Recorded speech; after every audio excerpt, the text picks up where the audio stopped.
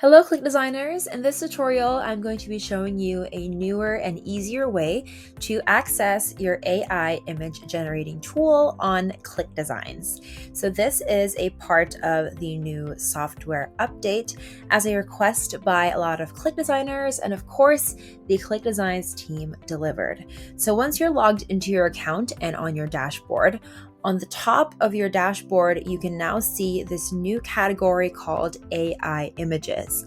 So quickly just click on that. And once you click on AI Images, it is going to open up a section on your account where you can find picture perfect AI images by searching or by generating your own AI generated images.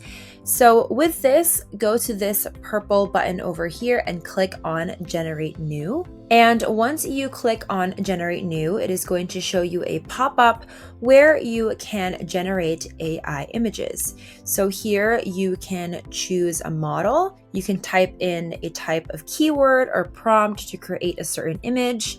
You can choose how many variations of the image that you want. You can choose a specific style. And lastly, an aspect ratio. So again, you can generate whatever you want, whatever you need for your designs. So let's test this out so I can show you how you can properly use this tool. Okay, so I have my prompt written here already. And now that I have it written down, I am going to choose 3 variations of the AI image I want to create. For the style, I want it to be cinematic. And for the aspect ratio, I want it to be wide. So now that I have all of these settings down, I'm going to click down here onto Generate Image. All right, so my AI image generator is finished generating, and here are the 3 different variations that I put in my prompt. So when you hover your mouse over each image, you can either create a design over the AI image or download it. So as you can see, here are the different variations. So if you aren't happy with what the tool generated for you, you can always improve the prompt or change some of these settings, play around with it, and get as creative as you can. Okay, so let's try a second and final prompt. So I have my prompt written down here. So make sure to add as much keywords as possible to make it more detailed.